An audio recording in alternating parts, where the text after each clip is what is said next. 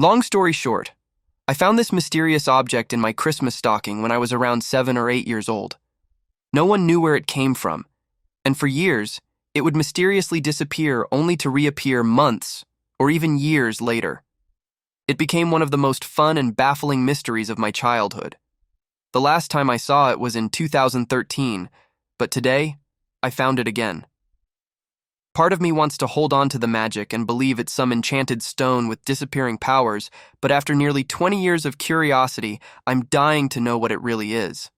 It looks like a green and white jewelry pendant, but I can't figure out how it would work. The hole doesn't go all the way through, which makes me wonder, what's its purpose? It's a jadeite pendant, with a space to hold herbs or sandalwood. The word on the back is fu, which means luck.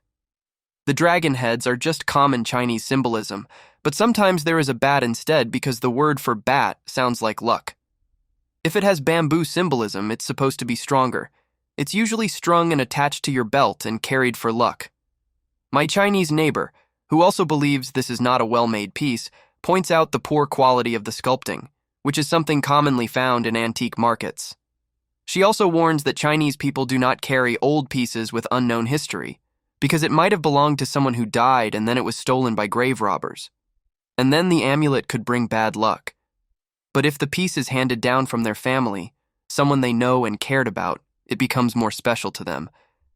They believe it carries a bit of the bearer in it, like part of their soul, from their having carried it for so long. She says it has returned to me because it has become a part of who I am. I should keep it, no matter the offers I receive. She also suggests that I touch it often, allowing the oils from my skin, my soul, to accumulate on it. Over time, this will make it even more beautiful. While rummaging through a box of old kitchen supplies from the 90s, I stumbled upon something intriguing.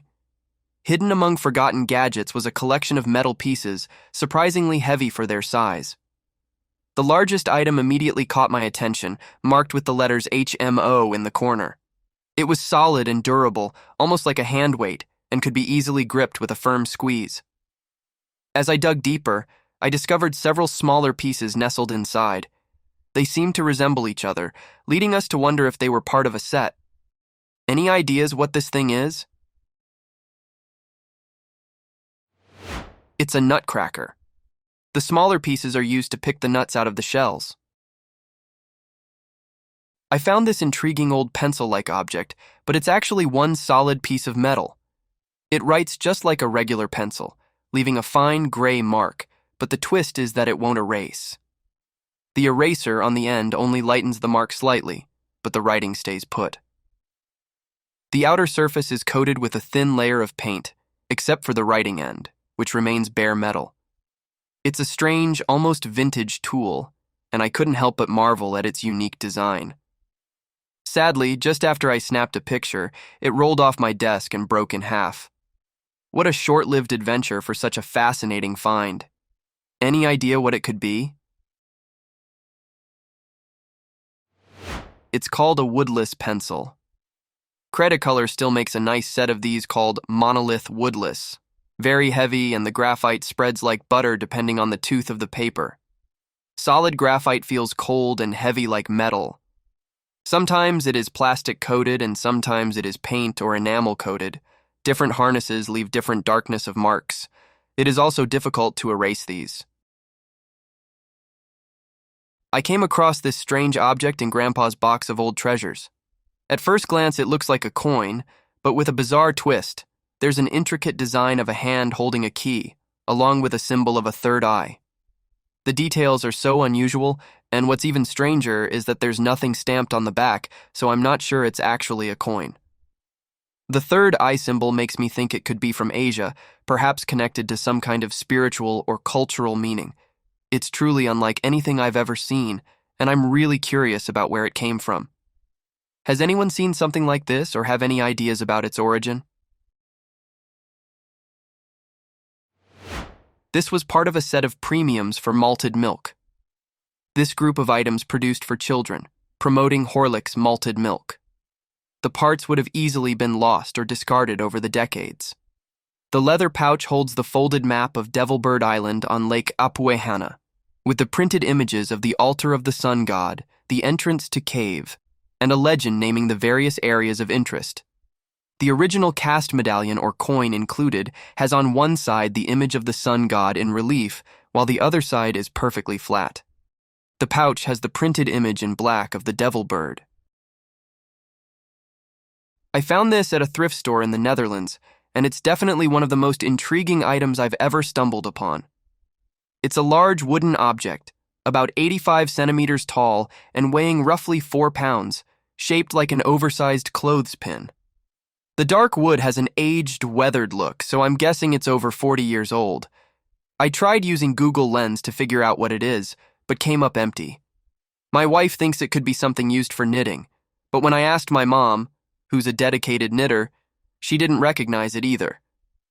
Now, I'm starting to wonder if it might be part of an old boat, possibly some sort of tool or fixture. Any ideas? It's a washing dolly. You put your clothes in a tub of hot water with soap, and then put this dolly in and twist it backwards and forwards to agitate the water. It's very hard work, and not great for buttons.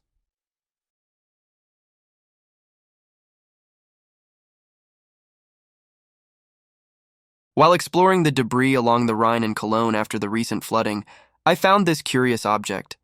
It looks like it's made of wax or some kind of plastic material, and it has an incredibly old appearance.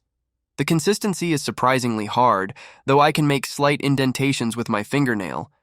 What's odd is that it doesn't have any smell, and it's definitely not wood. The size is roughly the same as my hand, and I took a few pictures holding it up to the light. The effect is striking. It looks almost like a piece of ancient art or a forgotten artifact. I'm fairly certain it's not wood, but what exactly is it? I've reached out to the Roman Germanic Museum in Cologne, sharing the pictures with them, and I'm eagerly awaiting their response. Could this be a piece of history? Any idea what it could be? The Roman Germanic Museum in Cologne has concluded that it's made out of beeswax and probably modern. I had hoped for some ancient artifact, but unfortunately they think it's at most a couple of years old. I've pasted their last email below. My colleagues and I looked at the figurine and are sure that it was made from beeswax.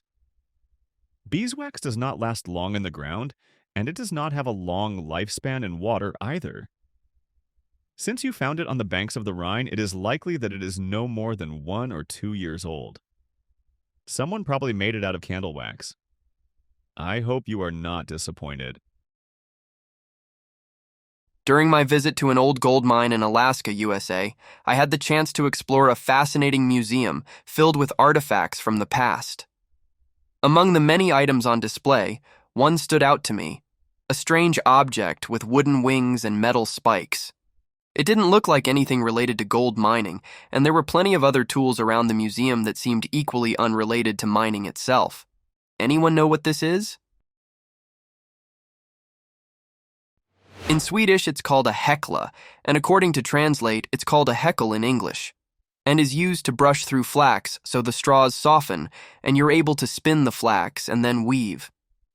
They come in varying densities for increasingly refining the flax to remove the tow, short fibers, leaving only the line, long bast fibers, which is spun into linen.